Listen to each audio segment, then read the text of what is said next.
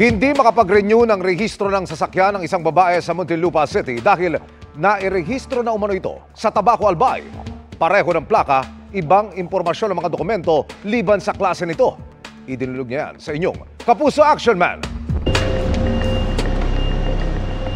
Magpaparenew raw sana ng rehistro ng sasakyan sa Land Transportation Office sa Muntinlupa si Christine noong 23 nitong Enero. Pero hindi siya pinayagang magparehistro dahil sabi ng LTO, may nagrehistro ng sasakyan niya sa Tabaco Albay noong ika-6 ng parehong buwan.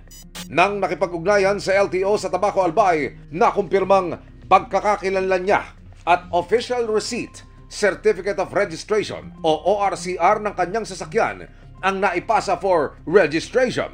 Iba raw ang klase ng sasakyan pero pareho ang kanilang plaka. Ganyan din sa ipinasang emission test mula sa Legazpi, nagkaiba lang sa larawan ng sasakyan. Dumulog ang inyong Kapuso Action Man sa LTO Region 5. Paliwanag ng Office of the Regional Director. Kompleto ang mga dokumentong ipinasa sa Tabaco District Office at isinailalim ito sa standard registration process. Wala raw silang nakitang problema kaya naproseso ng kanilang district office ang renewal ng rehistro ng sasakyan. Masusing inimbestigahan ng LTO ang duplicate registration. Katuwang ang PNP Highway Patrol Group at iba pang ahensya.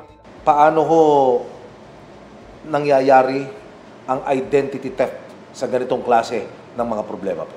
Unang-una po dyan, yung pagpo-post po nila ng kanilang mga sasakyan na kung saan nagiging public yung kanila pong mga plaka. Kung tayo po ay bibili ng segunda manong sasakyan, mangyari po na suriin po natin ang lahat po ng dokumentong i-issue po sa atin nung ating pong pinagbilhan. Ugaliin din po no, yung talaga pong pagpaparehistro nitong ating sasakyan. Mapaverify po natin sa Land Transportation Office. Ito pong kahinahinala pong doble plaka.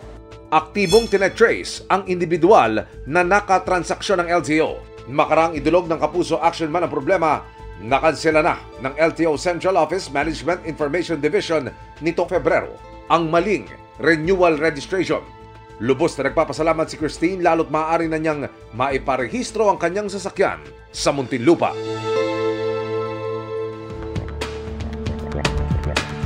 Mission accomplished tayo mga kapuso. Para sa inyong mga sumbong, ipadala nyo lamang sa Kapuso Action Man Facebook page. Dahil sa anumang reklamo, pang-aabuso o katiwalian, tiyak may katapat na aksyon sa inyong Kapuso Action Man.